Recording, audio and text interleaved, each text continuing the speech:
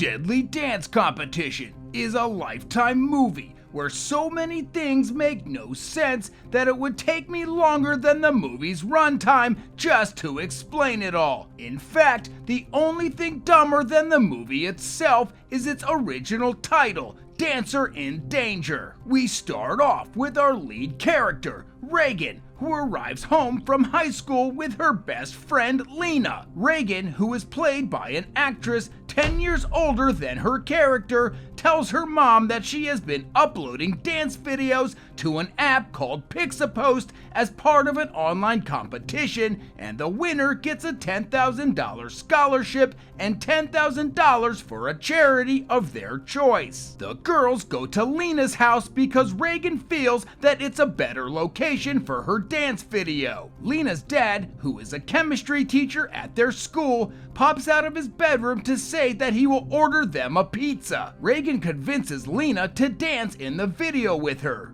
We're hitting you with the 7 Rings mashup that we've been working on, and it's a little bit tricky, so I brought Lena here to help. Are you ready? Mm-hmm. Here we go.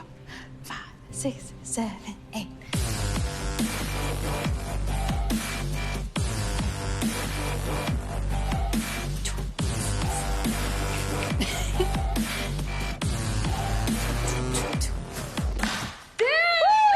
What was that? That wouldn't get 5 likes on TikTok, let alone win a contest for $20,000. Reagan wants to watch the replay, but Lena pulls her away and they just leave the camera running, I guess, until the movie dissolves into the next scene. Reagan returns to her house and says her phone died on the way home and that she needs to charge it so she can upload her dance video to the app. Mom, it was so good. We created something unprecedented. Outside, a trespasser wearing all black disconnects one of the circuit breakers and the power to the house goes out like 5 seconds after it's detached. The mom investigates the breaker box and sees that a circuit breaker has been disconnected. The movie cuts to the next day. Did you not get my text? Oh. Did you post yet? No, the stupid power went out last night. I didn't even get a chance to review. You serious? Yeah, and my phone's still dead, so. Wait, so the mom didn't plug the circuit breaker back in? It wasn't damaged, the wires are still attached. Why didn't she reconnect it and give them power? But more importantly, aside from making that stupid face, why isn't she more worried about the fact that someone intentionally tampered with it, which they clearly did? She doesn't tell anyone, and the movie never brings it up again. Reagan bumps into her classmate Samantha, who is a total bitch that also entered the dance competition, and tells her not to get in her way. So don't get in my way. Told you. During study hall, Reagan charges her phone, but instead of posting her dance video from yesterday or even looking at it, decides to watch this dumb video instead. Samantha and her equally bitchy sidekick Mona get in her face and accuse her of stealing Samantha's dance. I saw your phone. The choreography's identical. How could you possibly see her phone from this perspective? Reagan tries to leave, but the girls hump her until she drops her phone and it breaks. Reagan visits her mom at work where she does something, I don't know, and tells her that Samantha from school broke her phone and she can't upload her dance video to the contest without it. You can just download it from your iCloud when you get home on the laptop. Yes, great idea, Mom. I can't. I tried that last night, and then my phone died, and the electricity blew, and. So what? That was last night. The electricity is back now, so why wouldn't you just download the damn video from the cloud and upload it with your laptop like your mom suggested? Oh, that's right. You can't because it will completely screw up the plot, which you'll find out later on. Her mom tells her that she will take her phone to a phone repair shop. This has nothing to do with the recap, but why are there so many cuts in this sequence? At school, Reagan walks to her car after class and is mugged by someone in a mask. She fumbles her keys under the car and the perpetrator steals her bag. Reagan reports the incident to a detective and tells her that the attacker was wearing a black bracelet. Reagan's mom gives her a temporary phone while hers is at the repair shop. Will it teleport me back to the 90s? How is that even a good joke? It looks like a modern phone. Cell phones from the 90s looked like this. If anything, you should be making fun of yourself for using a house phone in the very next scene to call your friend, who still has a house phone. Reagan goes outside to record a video about how 8 years ago she got into a car crash with her dad. He died, but she survived, and the scene disappears before we can learn anything else. While at school to talk to the principal about her daughter's attack, Reagan's mom is whisked away by Lena's dad during his free period. He tells her that parenting is tough,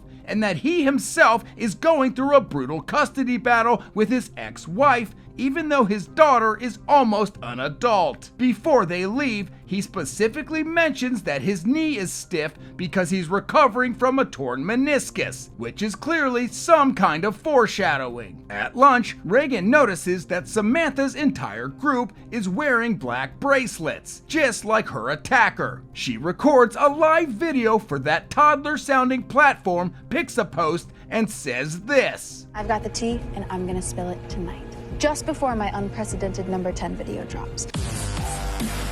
What the hell was that, Reagan? Guess you'll have to tune in to see. Whatever. You're all talk. Thanks for the encouragement. Oh, you want to be encouraged? What would he have said back to her if she said yes? Reagan's mom tells her that her phone is ready and that they should go together to pick it up. Reagan says she can handle going by herself, so she borrows her mom's car, but when she gets to the repair shop, it's closed. Not sure why she wouldn't have checked the closing time before she drove all the way out there, but whatever. As she's walking away from the shop, she drops all her stuff into the road like a dumbass and is confronted by her mean classmates who discreetly steal her car keys. Oh no. And the shop's closed. Oh, shoot. What are you gonna do? Aside from being eliminated from the competition. Who acts like this? Reagan uses her temporary phone to leave Lena a voicemail saying she is stranded and needs a ride home. She starts walking and a vehicle stops and she gets in. Later that night, Reagan's mom is worried because her daughter never came home. She calls Lena to see if she knows where she is, but Lena says she hasn't heard from her. After they hang up, Lena then checks her voicemail and hears the message Reagan left for her hours ago. Once again, there's really no excuse for why Lena didn't receive the message earlier other than it would screw up the plot. Lena and Beth go to Reagan's last known location. It says they close at 6. She wouldn't have made it here on time. Then why did you send her out there to pick up the phone without knowing when the store closed? Wasn't it your original idea to go pick it up together? At home, Reagan's mom goes through Reagan's room and views her post from earlier on a tablet. She sees that her Pixapost followers are very upset that she didn't spill the truth as promised, including this comment from Samantha. Reagan's mom tracks down Samantha at school and tells her that Reagan never came home and demands to know where she is. Samantha admits that they stole her car keys as a joke, but has no idea where Reagan is. She bumps into Lena's dad and tells him her daughter is missing and that she suspects Samantha because she stole her keys and is mean. Samantha and Mona hand out ribbons to raise awareness that Reagan is missing, but are only doing it so they can look good on social media for caring. Samantha notices some wicked bruises on Mona's arm, but Mona won't reveal how she got them. Samantha goes back to handing out ribbons and it's never mentioned again. We cut to Reagan, handcuffed to a bed inside a dark room. Reagan's mom, her friend Jim, and Lena's dad meet at her house to put up missing persons flyers. Man, are they old. You do that shit online now. After hanging posters all over town, Jim consoles Reagan's mom. They arrive back at their parked car and find Reagan's school ID left for them on a windshield, along with a note. Could you put a little effort into that H? Back in her dungeon, the kidnapper brings Reagan some food, but places it way too far for her to reach. And how is she going to the bathroom? Jim drops Reagan's mom off at home. You know, you really shouldn't be alone right now. Wow, he practically just said we should have sex. Reagan's mom is completely oblivious to his subtle advances and says she will be fine. She gets to the front door and sees that it is open, which is strange. She searches in Reagan's room and an intruder pushes past her. Jim finds himself back at Reagan's mom's house for the second time that night. You wanna go inside? I need to be alone. Ouch! Rejected again! I should have gone with her. I knew it wasn't right. It only wasn't right because you didn't tell her when the damn store closed. Jim throws up one more Hail Mary for a chance to go inside and bang Reagan's mom. You're an amazing mother. I've seen it for years. You're the most incredible mother that anyone could ever ask for. But Reagan's mom just goes inside. Reagan's mom goes to the phone repair shop. The repairman says that they had to send Reagan's phone to a special recovery lab and they were able to get it working again, but that pretty much all the files were lost. Typically with damage of this sort, recovery is unlikely. Damage of this sort? It fell on the floor from like 2 feet up. People drop their phones every day and they don't even break. How is this one beyond saving? And you even send it out to a specialist. Please, is there anything you can do? There is one thing I can try. Give me a couple hours and let me see what I can do. Well, then why didn't you try it in the first place? Were you just waiting for her to beg before you did your job? The movie is clearly delaying the mom getting the phone back in the most pathetic ways. Reagan's mom goes to the school and asks for the combination to Reagan's locker so she can collect her belongings, but is told by the principal that the police ordered the locker to remain closed for their investigation. Wait, so the police sealed up Reagan's locker for their investigation, but didn't seize her phone from the repair shop, even though it probably contains the most important clues. Reagan's mom tells Lena's dad that she really needs to get inside that locker. He tells her to meet him back at the school at 6 o'clock when everyone is gone for the day, and that he will leave a side door open for her. Samantha meets Mona on the bleachers and asks why she skipped fourth period and if she snuck away to meet up with her secret boyfriend. She borrows her phone to record a video because her phone was confiscated by a teacher earlier that day. The phone begins to ring. Time I find out who the secret guy is, huh? What do you think? Hello? Sam. Hey, I'm sorry. Yeah, I know. I'll call you back.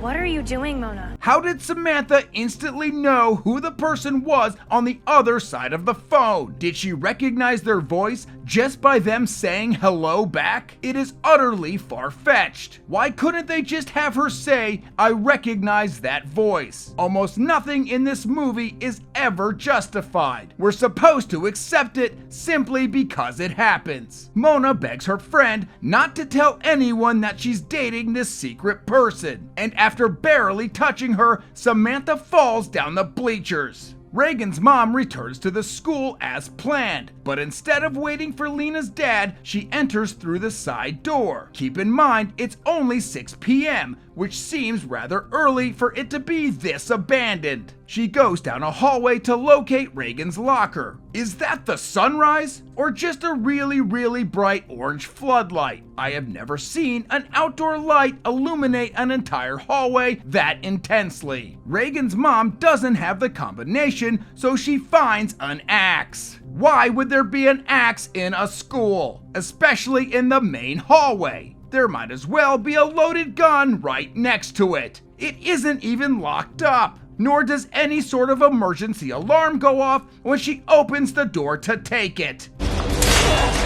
What? If the lock was just going to click open without being broken or cut by the sharp axe, then why did she even need an axe in the first place? Why couldn't she have just kicked the lock or used a thick book? Why go out of your way to insert something so improbable, like there being an accessible axe in a school just for that? It makes absolutely no sense. Reagan's mom opens the locker and is attacked by someone wearing all black. There is a struggle in the hallway, and we can clearly see that the attacker is Lena's dad. But I don't think the movie actually wanted to reveal that yet, because moments later, when she is assaulted again, the attacker is now wearing a mask over their face. Oops. Later on, Reagan's mom wakes up in the hallway. Lena's dad says that when he arrived to meet her, the door was locked and he called the principal to let him in. Reagan's mom tells him that she was attacked. Someone must have known we were going to be here tonight.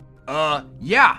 Him. The entire plan was for both of you to meet at the school. Why aren't you at all suspicious that he might be the one who attacked you, you idiot? Lena's dad calls for an ambulance, but Reagan's mom runs away. She picks up Reagan's phone from the repair shop and gets a quick preview of her dance video. She is approached by Lena's dad, who chloroforms her, and it's revealed that he is the bad guy, even though the movie accidentally revealed that 5 minutes ago. Lena shows up to Reagan's mom's house because she needs to talk to her and she wasn't answering her phone. Jim is already there for the same reason. I guess he has access to her house even though he's never invited inside. They inspect Reagan's mom's tablet, which, according to them, is connected to both her phone and Reagan's phone and will allow them to view videos recorded on each device or something, I don't know. Anyway, they watch the video that Reagan recorded outside earlier in the movie.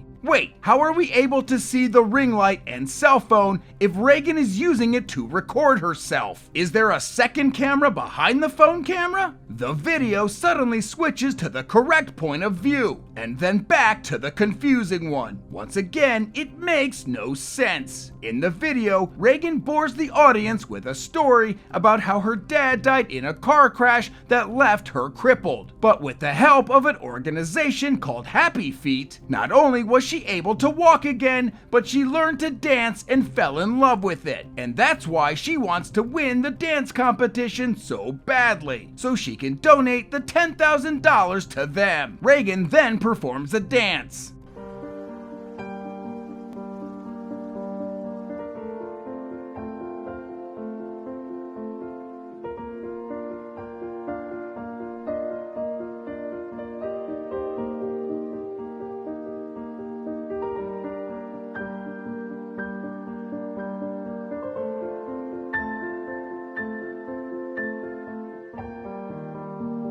Reagan's mom has now joined her daughter in captivity. They embrace by touching hands, but are disrupted by Mona, who tells them that they are being held at the school under the bleachers in the old shop class. Mona explains that she has been secretly dating Lena's dad and that all of this has gone way too far. She then adds how bad she feels about her involvement with the kidnapping and tries to make up for it by giving them the key to the handcuffs. But before they can escape, Lena's dad comes in and we finally find out what this is all about. On the day that Lena and Reagan recorded their dance video at Lena's house, they left the phone running and unknowingly filmed Lena's dad and Mona sneaking down from his bedroom, thus capturing their inappropriate relationship on camera. Lena's dad tried to delete the video, but the girls came back before he got the chance. He goes on to explain that that's why Mona attempted to break Reagan's phone during study hall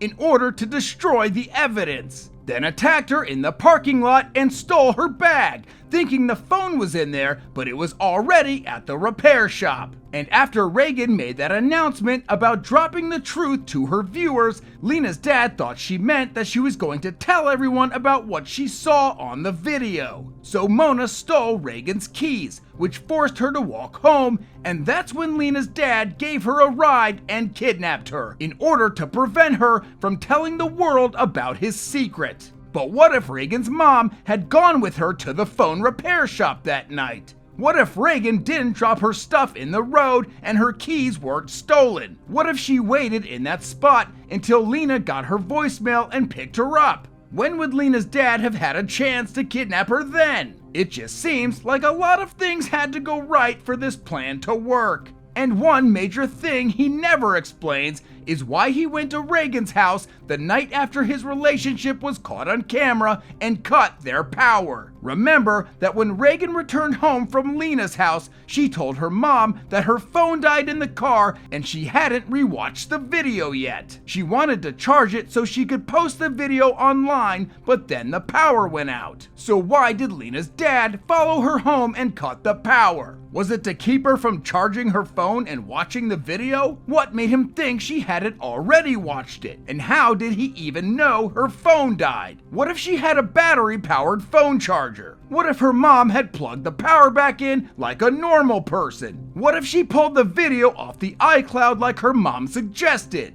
And if Lena was able to use Reagan's mom's tablet to pull up a video shot on Reagan's phone, then why didn't Reagan just do the same thing to post her dance video? And if the only reason Lena's dad kidnapped Reagan was to silence her, then why would he leave this evil death note for her mom along with Reagan's school ID? It's not even a ransom note. It's purely just to torture her. What did this accomplish? None of it makes any goddamn sense. Lena's dad pulls out a gun and says that he won't let them ruin his life with his daughter or have his reputation as a teacher get destroyed by people finding out that he is dating Mona. And why is he dating Mona? At least Mona admitted that she liked him because he viewed her as her own person and not just Samantha's friend. What was his excuse? Did he just want to bang a student? We never find out. Reagan's mom frees herself from the handcuffs and clubs Lena's dad in the knee with a wrench. He bellows in pain, which allows Reagan and her mom to escape. Wait a second, is that why they included that conversation from earlier about Lena's dad having a bad knee? Was it really just so Reagan's mom would know that was his weak point and to hit him there? That is so stupid because the knee is everyone's weak point. It's really funny that the first thing they tried to justify in the movie didn't need to be justified at all. But it's not like any of that knee shit even mattered because moments later, Lena's dad corners them in the bathroom. Reagan's mom hits him in the knee again because she just can't help herself and her daughter picks up the gun. Mona enters the bathroom and distracts him and he is shot.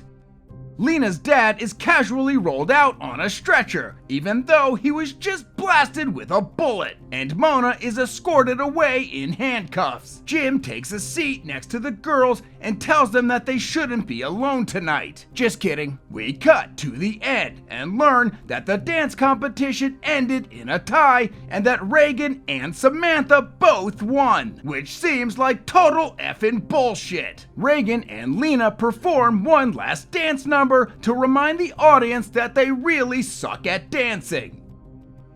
Who would watch this? Okay, I'm done. Woohoo! That's what I'm talking about.